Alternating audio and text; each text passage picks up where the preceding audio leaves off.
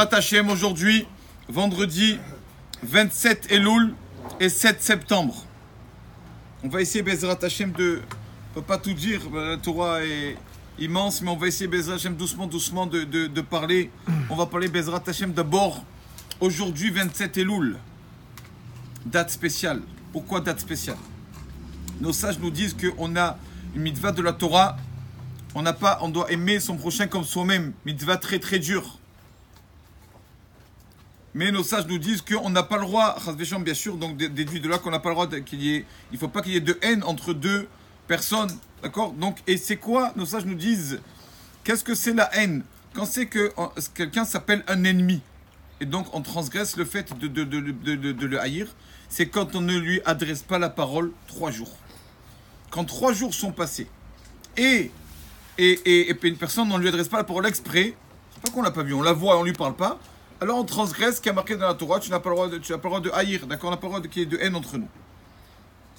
Et alors, quel rapport avec Rosh Hashanah? Vous savez qu'à Rosh Hashanah vont venir les forces du mal, le Satan, et vont venir témoigner contre nous.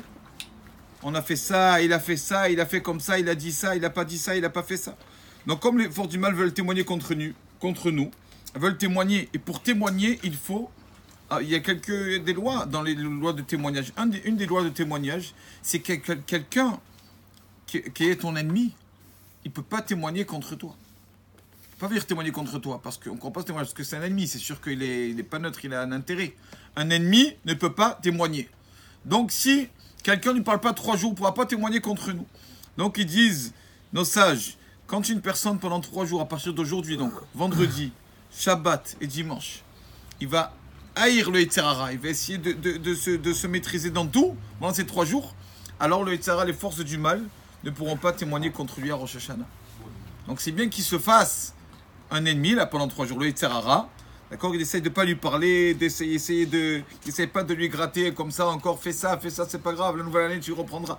3 jours, comme ça le Yetzer Hara sera son ennemi et les forces du mal ne nous attaqueront pas le soir de Rosh Hashanah. C'est déjà une première chose pour avoir un bon jugement. Deuxième chose, pour avoir un bon jugement, on a tendance à parler de Rosh Hashanah, comment commencer l'année, manger ça et ça. Mais on oublie avant Rosh Hashanah déjà, on a le dernier Shabbat de l'année. Vous savez qu'en général, le Shabbat avant le début du mois, ce qu'on appelle Shabbat Mevarchin, le Shabbat qui précède le Rosh Chodesh, on bénit le mois. Shabbat Mevarchin, Yehiratson, avant Moussaf, on dit qu'on est un bon mois, etc. Toujours le Shabbat avant un Rosh Chodesh, on bénit le mois. Mais là, donc, Rosh Chodesh, c'est Rosh Hashanah, donc dimanche soir. Donc ce Shabbat, on ne bénit pas le mois, on ne va pas le faire nous. Comment ça se fait? Bien sûr parce qu'on a quand même la crainte du jour du jugement, mais ils disent nos sages aussi que c'est Akadosh Baruch Hu lui-même qui va bénir ce mois. Là, c'est pas à nous de bénir ce mois, ce Shabbat, le mois qui arrive, là, le mois de Tishrei. C'est Hachem lui-même qui va proclamer ça et bénir ce mois. Donc ce Shabbat, la Shabbat Mevarchin, un Shabbat où c'est Dieu lui-même qui va donner la bénédiction, c'est un Shabbat tellement important. On sait tous que le plus important, c'est le dernier, qui pour l'année là, c'est le summum. On sait tous donc justement que le dernier Shabbat de l'année, c'est le Shabbat vraiment qui va réparer tous les Shabbatot qu'on n'a pas fait. Même qu'on n'a pas mérité d'être Shomer Shabbat toute l'année, faire attention à la chot, tout ça. Ce Shabbat, de faire attention à ce Shabbat. Pourquoi? Parce que tout le monde sait que le Shabbat amène la bénédiction pour les 6 jours de la semaine qui arrivent après. Tout le monde le sait. Shabbat, Mekor, on dit dans les Chadodi. Mais Mekor, la source de bénédiction, c'est le Shabbat. Donc si quelqu'un, il fait attention à ce Shabbat. Donc il amène la bénédiction après tous les jours de la semaine qui arrive. À Rosh Hashanah, on va être béni. Donc on aura une année vraiment magnifique. Donc ça vaut le coup pour avoir un bon jugement. Aussi déjà de se faire très attention à ce Shabbat. Bezrat Hashem, qu'on arrive à l'heure, qu'on ne le transgresse pas, qu'on fasse entrer le Shabbat avec notre communauté. La halakha nous le dit. Et pas attendre trop tard, etc. Faire attention, quoi toucher. Même ceux, malheureusement, qui n'ont pas encore mérité d'être Shomer Shabbat, alors d'essayer de, comment on dit, minimiser le maximum. Touche pas, il y a des choses que la personne, il n'a pas le choix. Hachem l'aide à arrêter de prendre la voiture ou quoi. Mais les choses, on n'a pas besoin de toucher les portables, pas besoin de toucher tout, les télés, c'est toute la semaine la télé. Toutes les choses mouktse, la personne, il peut essayer ce Shabbat, dernier Shabbat de l'année, pour bien finir l'année, et ça l'aidera pour le jour du jugement. Encore quelques bonnes choses pour avoir un bon Rosh Hashanah, pour avoir une bonne année. Déjà, ils disent nos sages, c'est un psaume qu'on dit, psaume 23, je crois, dans Tehillim. Bismon et David, on dit au Kiddush, Ta'aroch lefanai shulchan neget sorerai. Ta'aroch lefanai shulchan, Akadosh Baruch Hu prépare pour moi une table contre mes ennemis. Ta'aroch lefanai shulchan. On dit que c'est sur Rosh Hashanah. Quand une personne, il veut que l'ennemi ne l'attaque pas, l'ennemi le Yetzirah, la colère de sa Rosh Hashanah, qu'est-ce qu'il doit faire? Ta'aroch lefanai shulchan, préparer la table tôt. Dimanche, préparer la table tôt avant la fête, comme ça il n'y aura pas de dispute. Ah, tu as oublié ça, et tu n'as pas mis ça, tu as mis ça d'abord. Et après, il va y avoir le feu le soir de Rosh Hashanah. Ta'aroch lefanai shulchan, prépare pour moi une table. Ce sont les initiales de Taf, Lamed, Shin, Tikkun, l'école, Hashanah. C'est une bonne chose pour toute l'année. Quelqu'un commence bien l'année, alors toute l'année, ça sera calme. Donc, faire attention de préparer la table déjà tôt. Encore une ségoula pour avoir une bonne année. On a vu une fois, on raconte le Baal Shem Tov, Rabbi Israël Baal Shem Tov. On l'a vu une fois qu'il était en train de pleurer. Et après avoir versé des larmes, on l'a vu sourire. On lui a dit, qu'est-ce qui se passe, Rabbi? Vous avez pleuré, maintenant vous souriez. Alors Baal Shem Tov, il leur a dit, vous savez que moi et Eliyahu Hanavi, on avait le même Rav, le Baal Shem Tov. Eliyahu Hanavi, j'ai chez le même Rav qui s'appelait Achia Ashiloni. Et il dit donc on est deux élèves, nous sommes les deux élèves de Rabbi Achia Ashiloni. Premier élève, c'est Eliyahu Hanavi. Qu'est-ce qu'il a mérité, Eliyahu Hanavi? Il a mérité, Eliyahu Hanavi, qu'on dise toujours, quand on mentionne le nom d'Eliyahu Hanavi, on dit Zachor Letov, ça est mort, ça bénit. Toujours. Il a dit Eliyahu Hanavi, le premier élève de mon Rav. Zachor Letov, toujours on dit son nom, Zachor Letov. Mais moi, qu'est-ce qu'on raconte de moi? On raconte des histoires de moi, c'est tout ce qu'on raconte de moi, des histoires. Et pourquoi Eliyahu Hanavi, il a mérité qu'on dise de lui Zachor Letov? Et pourquoi moi? On a le même Rav. Pourquoi moi? Alors, pourquoi on raconte que des histoires de moi? Et il a dit j'ai pleuré, jusqu'à que j'ai entendu que dans le ciel, on a proclamé quelque chose. Dans le ciel, on a proclamé quelque chose, on a dit toute personne qui racontera une histoire de Israël Ben Sarah, donc du Baal Shem Tov, au début d'une chose, au début d'une semaine, au début d'un mois, au début d'une année, alors il réussira cette semaine, ce mois, cette année, il réussira dans tout. Comme ça, j'ai obtenu, moi, il a dit le Baal Shem Tov. Et on a obtenu, qu'on appelle Zachor Letov, et moi j'ai obtenu que quand on raconte une histoire, quand on raconte une histoire, on sait que tout ce que j'ai fait, c'est Shem Shamaim, c'est pour Hachem. Celui qui raconte une histoire sur moi au début de l'année, il aura une très bonne année. Donc, c'est une très bonne chose aussi de raconter le soir de Rosh Hashanah une histoire du Baal Shem Tov pour bien commencer l'année. Alors, pour les signes, les simanim, je dis toujours, chaque année, ce que les rabbanim ils disent, on fait très attention aux simanim, aux signes. Par exemple, on a dit qu'on ne mange pas de noix. Pourquoi? Parce que noix, valeur numérique de chet, de péché. Et donc, le Rav disait, on est un peu rigolo parce que on mange pas les noix parce que c'est valeur numérique de péché. Parce que c'est une valeur numérique de péché. Et les péchés eux-mêmes, la colère et tout ça, on les fait. Il dit à quoi ça sert? D'accord.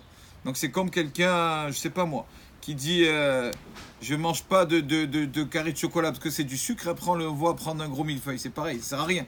On prend pas les noix parce que c'est valeur numérique de péché. Finalement, on s'énerve, on fait des péchés beaucoup plus graves. Donc, faire attention à tout ça. Voilà l'ordre, les choses. Il faut juste ne pas oublier que si on n'a pas un des aliments, c'est pas grave. C'est pas grave. Pas la peine de s'énerver pour ça, de se rendre fou pour ça, ou bien de se contrarier. C'est beaucoup plus grave de se contrarier que de ne pas avoir un aliment le soir de la table de Rosh Hashanah. C'est des signes, c'est bien. Mais voilà, c'est pas... D'accord. Ou bien si on n'aime pas, par exemple, on peut lui demander de se forcer. D'accord.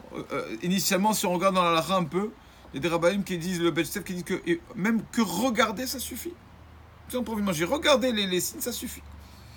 Donc, je dis pour ceux qui veulent, sûrement, je pense que la majorité ont déjà tout acheté. Tout le monde sait les dates. Bien sûr, faire attention les dates, qu'on les ouvrir d'abord les dates, d'accord, avant de faire la bracha dessus. Rouvia, donc les haricots. C'est vrai qu'il y en a qui prennent l'habitude des haricots verts, c'est vrai, bon, c'est un signe, donc c'est pas... Mais non, c'est mieux les haricots blancs. Carti, les poireaux, les blettes, la courge. La courge, il faut faire attention à la courge. Quand quelqu'un il fait la courge s'appelle kra en arabe. Et donc on dit Hachem, comment on dit, tikra, déchire le mauvais décret. Tikra, c'est déchirer. Si quelqu'un ne prononce pas bien les choses, il dit chez tikra. Il dit pas le aïn à la fin. Il dit lis le mauvais décret, s'il te plaît. On demande de mauvaises choses à Rosh Hashanah. Pas dire chez tikra, lis le mauvais décret. Chez tikra, avec le aïn à la fin, déchire. C'est pour ça qu'on mange la courge. Déchire le mauvais décret. La pomme dans le miel, pardon, la grenade. La pomme dans le miel. Il y a combien, tellement d'explications Bezrat, on parlera de ça Shabbat. Une des explications, la pomme dans le miel, c'est vrai que le Ben Ishraï conseille de faire la pomme dans du sucre, parce qu'il dit que le miel vient de l'abeille. Et c'est Ben Ishraï, après, chacun sa coutume. C'est miel, sucre, chacun. Ceux qui font dans le miel, pourquoi? Parce qu'on dit que la pomme est un fruit qui, dès qu'on l'épluche, il noircit. Et pour pas qu'il noircisse, qu'est-ce qu'on fait? Quand on le met dans le miel, ça enlève le noir. D'accord? C'est pour ça qu'on prend la pomme dans le miel. On dit Hachem, nous aussi, Hachem, on est noirci de fautes.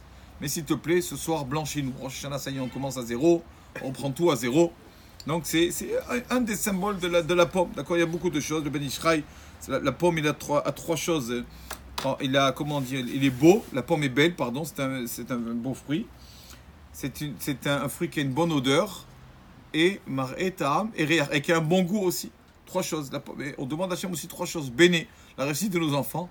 Chaye, qu'on ait une bonne vie. Et maisonné, qu'on ait la parnassa. C'est par rapport à ces trois choses. Donc, il y a plein de symboles. Il y a plein de symboles. Pour bien commencer l'année, Simantov, pour bien commencer, on mange ces choses-là. Mais si on mange tout ça, toutes les choses douces, d'accord? Et après, on s'énerve ou quoi? On a contrarié quelqu'un le soir de Rosh Hashanah. C'est dommage. On a tout perdu. Pareil, c'est tout des coutumes. Le poisson, il y en a qui diront, moi je prends le poisson, c'est quand mauvais oeil. Il y en a qui diront, moi je prends pas le poisson parce qu'on préfère que. On voit que le poisson a toujours l'œil ouvert. Et nous on préfère que Hachem ferme l'œil, qu'il ne regarde pas trop nos fautes. Alors, nous, on ne met pas le poisson. Chacun sa coutume. Voilà, c'est pas des choses maintenant qui sont obligées dans la Torah. Si on n'a pas fait ça, c'est interdit, assourd. Il y en a qui disent pas le poisson parce que le poisson, c'est dag. Dag, on l'a vu dans le prophète que c'est un langage de déhaga, souci. C'est un peu les mêmes lettres. Donc, c'est pour ça que la coutume de ne pas prendre le poisson. Ceux qui ont la coutume, ils continuent bien sûr leur coutume. Alors, aussi, pardon, on habite là au cimetière, la veille de Rosh Hashanah, je n'ai pas parlé, là au cimetière pour montrer à Hachem qu'on n'est rien et pour que les défunts aussi prient pour nous. Donc c'est bien d'aller au cimetière le matin, cette année, donc dimanche, veille de Rosh Hashanah. C'est bien d'aller aussi au mikvé, se purifier, d'accord? Voilà, les femmes, il ne faut pas oublier, bon, la bénédiction des bougies, c'est Adik Ner Shel Yom Tov, comme d'habitude. La Havdalah, la sortie de Rosh Hashanah, rien, d'accord, sans rien. C'est pas un Shabbat, donc il n'y aura ni la bougie ni le Bessamim. Bien sûr, ne pas oublier la mitzvah essentielle de Rosh Hashanah, la mitzvah du shofar, d'écouter le shofar. On sait qu'une personne qui veut s'acquitter du shofar, ça ne suffit pas de venir et d'écouter. Il faut aussi ne pas parler entre les, tant qu'il n'a pas entendu tous les tkiot, un son. D'accord? Donc, on n'a pas le droit de parler. Même faire que la prière qui est marquée dans le Sidour, c'est tout. Il n'y a qu'une prière qui n'est pas marquée dans le Sidour qu'on peut faire quand on a entendu le shofar, quand on va parler, c'est Asher Yatzar. Quelqu'un qui devait aller aux toilettes, il peut faire la bracha Asher Yatzar. D'accord? Même que peut-être ça ne s'appelle pas s'interrompre parce qu'après il va l'oublier. Donc on lui permet de faire Asher Yatzar. Mais tout le reste, on n'a pas le droit de parler. De toute façon, on n'a pas le droit de parler à la synagogue. La personne qui veut une bonne année, c'est sûr que s'il commence à parler à la synagogue à Rosh Hashanah, le pauvre, où il va arriver, je ne sais pas. Donc on n'a pas le droit de parler. Mais surtout, entre les tekiot aussi, on sait que le Rosh Hashanah aussi, on a l'habitude de lire le Teilim. Sur les personnes qui peuvent finir le Teilim. Pourquoi? Ça pardonne les fautes. Dans le Teilim, il y a 150 psaumes. Si une personne arrive à lire tout le Teilim dans le premier jour de Rosh Hashanah et tout le Teilim dans le deuxième jour, donc ça fait 2 fois 150, ça fait 300. Valeur numérique de Kaper. Pardonnez, Hachem lui pardonne toutes ses fautes. Donc celui qui arrive à dormir à Rosh Hashanah. Donc ils disent nos sages, c'est vrai que c'est marqué dans Jérusalem, celui qui dort à Rosh Hashanah, son mazal dort. Mais quoi? Mais premièrement, il vaut mieux qu'une personne dorme qu'une personne joue aux cartes ou une personne dit du lachon hara ou s'amuse ou rigole ou tout ça. C'est mieux qu'il dorme.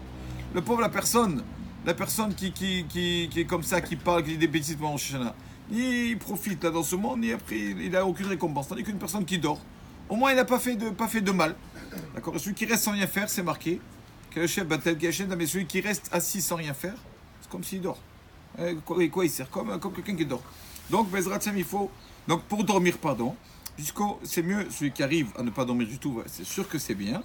Celui qui a besoin de dormir, il dort l'après-midi, après la moitié de la journée, après Chatzot, il dort un peu, ça lui donne des forces pour la prière, pour faire son télim, je sais pas. D'accord? Et voilà, c'est bien de faire télim. Aussi, il ne faut pas oublier d'aller faire le tachir, jeter nos fautes là-bas au fleuve Bezrat Hashem. Mais surtout, voilà, on commence bien l'année dans tout.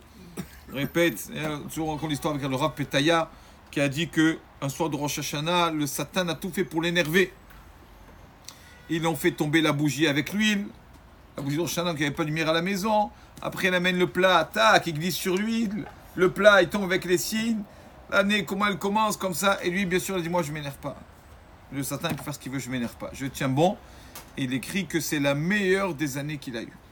Parce qu'il a commencé à se maîtriser le soir de Rosh Hashanah. Bezrat Hashem, qu'on est tous une Shana Tova Ometuka. Amen.